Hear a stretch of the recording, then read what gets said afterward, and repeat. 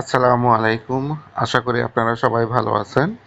আজকের এই ভিডিওটা শুধুমাত্র তাদের জন্য যারা একেবারে নতুন ব্যাপার সফটওয়্যারে তাদেরকে দেখাবো কিভাবে একটা নতুন কাস্টমারকে অ্যাড করা যায়, কিভাবে একটা নতুন প্রোডাক্ট অ্যাড করা যায় এবং সেটা ব্যবহার করে কিভাবে নতুন একটা সেল ইনভয়েস তৈরি করা যায়। তো চলুন প্রথমে আমরা ব্যাপার অ্যাপটি ওপেন করে নেব। ধরে নিতেছি আমি নতুন একজন কাস্টমারের কাছে নতুন একটি প্রোডাক্ট অথবা সার্ভিস সেল করব। ওই নতুন যে কাস্টমার তাকে এই পেপার সফটওয়্যারে অ্যাড করা নেই এবং যে প্রোডাক্টটি আমি সেল করতে চাচ্ছি সেটিও এখানে অ্যাড নেই। আপনি চাইলে আলাদাভাবে নতুন করে কাস্টমারকে অ্যাড করতে পারবেন একসাথে একাধিক, অথবা চাইলে আপনি একসাথে অনেকগুলো প্রোডাক্ট অ্যাড করতে পারবেন। তো আমি সবগুলো কাজ একসাথেই দেখাবো।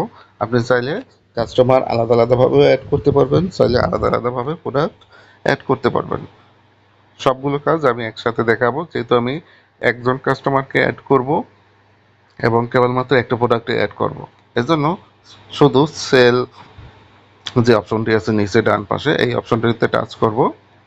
এরপরে উপরে দেখতে পাচ্ছেন কাস্টমার নামে যে অপশনটি আছে, এখানে একটি কার্সার লাফাচ্ছে, এখানে টাচ করব।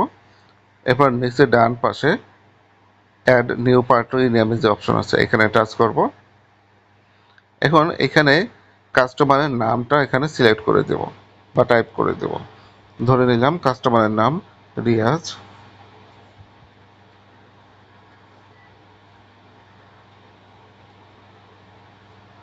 এরপরে ওই কাস্টমারের মোবাইল নাম্বারটি এখানে টাইপ করে দেব। ওনার যদি পূর্ববর্তীতে কোনো বকেয়া থাকে সেক্ষেত্রে ওপেনিং ব্যালেন্সে ওনার বকেয়া টাকাটি লিখে দিতে পারেন। আমি ধরে নিচ্ছি এই কাস্টমার একেবারে নতুন, এর পূর্বে কোনো লেনদেন হয়নি, এজন্য এই জায়গাটা আমি ফাঁকা রেখে দিলাম। আপনি যদি চান নিচে যে ঠিকানা এবং ইমেল অ্যাড্রেসের স্থান আছে সেখানে ওনার ইমেল অ্যাড্রেস এবং ঠিকানা লিখে দিতে পারেন। যদি কিস্তির কোনো কিছু হয়ে থাকে সেক্ষেত্রে অবশ্যই ঠিকানাটা এখানে সম্পূর্ণ লিখে রাখবেন, যদি মোবাইল বিক্রি করেন কিস্তিতে বা অন্য কোনো প্রোডাক্ট। তো আমি এখানে শুধুমাত্র ঢাকা লিখে রাখতেছি।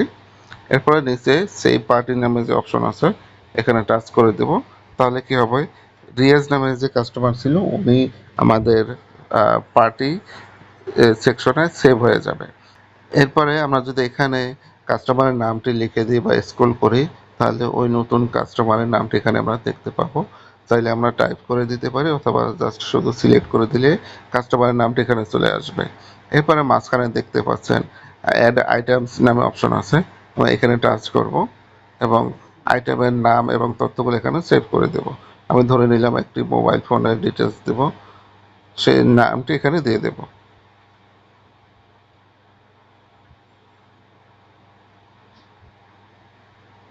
এরপরে ডান পাশে নিচে অ্যাড নিউ আইটেমস নামে অপশনে টাচ করব। এরপর এখানে বেশ কিছু অপশন এখানে চলে আসবে। উপরে একটা দুইটা অপশন দেখতে পাচ্ছেন, প্রোডাক্ট অর সার্ভিস।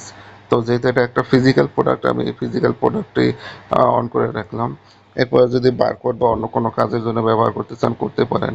যদি আপনার প্রোডাক্টের ক্যাটাগরি ওয়াইজ সিলেক্ট করতে চান আপনি এখানে ক্যাটাগরি অপশন ব্যবহার করতে পারেন। যেহেতু এটা শুধুমাত্র আমি একটা প্রোডাক্ট ব্যবহার করতেছি এজন্য এই তথ্যগুলো ফিল করতেছি না।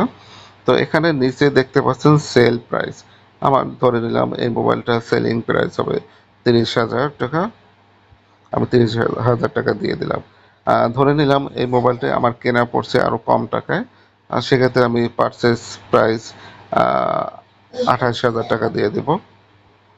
এবং এইটার কতগুলো মোবাইল আমার কাছে আছে, মানে আমি যখন মোবাইল কিনছি বিক্রির উদ্দেশ্যে তখন কতগুলো ডিভাইস আছে। তো সেক্ষেত্রে ডান পাশে স্টক থাকা অপশনে স্টক অপশনে টাচ করব এবং এখানে যে কয়টা ডিভাইস আমার কাছে আছে আমি ওই কয়টা সংখ্যা এখানে টাইপ করে দেব। আমি ধরে নিলাম আমার কাছে 10টা ডিভাইস আছে, আমি স্টকের ভিতরে 10 টাইপ করে দিলাম, এরপরে সেভ করে দিলাম।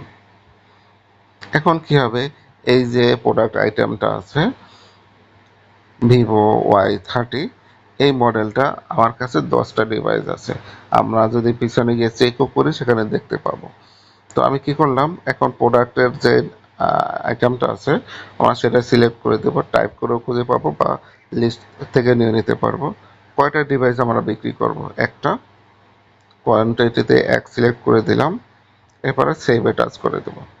এখন আমরা ইনভয়েসের সকল তথ্য এখানে দেখতে পাবো, যেমন কোন কাস্টমারের কাছে বিক্রি করতেছি একেবারে উপরে, এবার কোন প্রোডাক্টটি বিক্রি করতেছি এবং কত দামে, সেটা তথ্যগুলো থাকবে।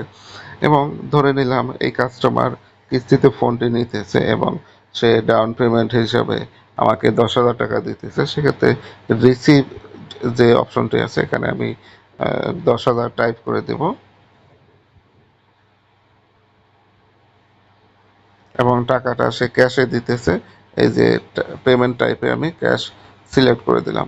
আপনি এখানে চাইলে পেমেন্ট টাইপে আপনি অনেকগুলো পেমেন্ট মেথড অ্যাড করে রাখতে পারেন, যেমন বিকাশ, নগদ, ব্যাংক বা অন্যান্য যে পেমেন্ট মেথডগুলো আছে সেগুলো অ্যাড করে রাখতে পারেন, যাতে আপনি প্রত্যেকটা জিনিস আলাদা আলাদাভাবে পরবর্তীতে যদি হিসাব রাখতে চান সেক্ষেত্রে রাখতে পারেন।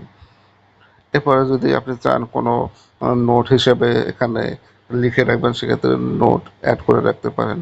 যদি কোনো ডকুমেন্ট আপনি রাখতে চান, যেমন আইডি কার্ড বা ওনার ছবি, সেক্ষেত্রে অ্যাটাচড ডকুমেন্ট হিসেবে আপনি এখানে ক্লিক করে ছবি অ্যাড করে দিতে পারেন। প্রোডাক্টের ছবি চাইলে এখানে ডান পাশ থেকে অ্যাড করে দিতে পারেন। তো আমি এসব জিনিস অ্যাড করব না, শুধুমাত্র আমি আরেকবার দেখিয়ে দিচ্ছি। আমি কাস্টমারের নাম সিলেক্ট করেছি, প্রোডাক্ট সিলেক্ট করেছি যেটার দাম 30,000 টাকা, এবং আমি 10,000 টাকা রিসিভ করেছি ক্যাশে, সেক্ষেত্রে আমাদের বাকি থাকতেছে 20,000 টাকা। তো আমি যদি এখন সেভে টাচ করি তাহলে আমার ইনভয়েসটি রেডি হয়ে যাবে। আপনারা এখানে দেখতে পাচ্ছেন সম্পূর্ণ ডিটেলসগুলো, যেখানে কোম্পানির নাম, লোগো এবং ডিটেলসগুলো আছে এবং কাস্টমারের তথ্যগুলোও আছে এবং যে প্রোডাক্টটি আমরা বিক্রি করতেছি সেটাও এখানে আছে। এরপরে আমরা যদি এখানে শেয়ারে টাচ করি, আমাকে দেখাবে যে আপনি যে ইনভয়েসটি তৈরি করেছেন সেটি কি পিডিএফ আকারে শেয়ার করতে চাচ্ছেন নাকি ইমেজ আকারে। তো আমি সবসময় ইমেজ আকারে শেয়ার করি, যাতে যে কেউ তার হোয়াটসঅ্যাপ থেকে ইজিলি দেখতে পারে যে কি ডকুমেন্ট তাকে পাঠানো হয়েছে। তবে যদি কোনো কাজ এরকম হয় যে প্রিন্টের জন্য ব্যবহার হবে, সেক্ষেত্রে আপনি পিডিএফ পাঠাতে পারেন। তো শেয়ার ইমেজে টাচ করলাম, এটা ডিরেক্টলি হোয়াটসঅ্যাপ নাম্বারে, যে নাম্বারটা কাস্টমার অ্যাড করার সময় ব্যবহার করা হয়েছে ওই নাম্বারটা সিলেক্ট থাকবে।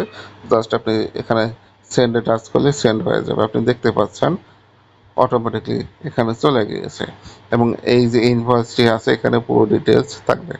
আশা করি বুঝতে পারছেন ব্যাপারগুলো। যদি কোনো প্রশ্ন থাকে বা কোনো বিশেষ নির্দিষ্ট কোনো কিছু জানতে চান, যোগাযোগ করবেন। ভালো থাকবেন। আসসালামু আলাইকুম।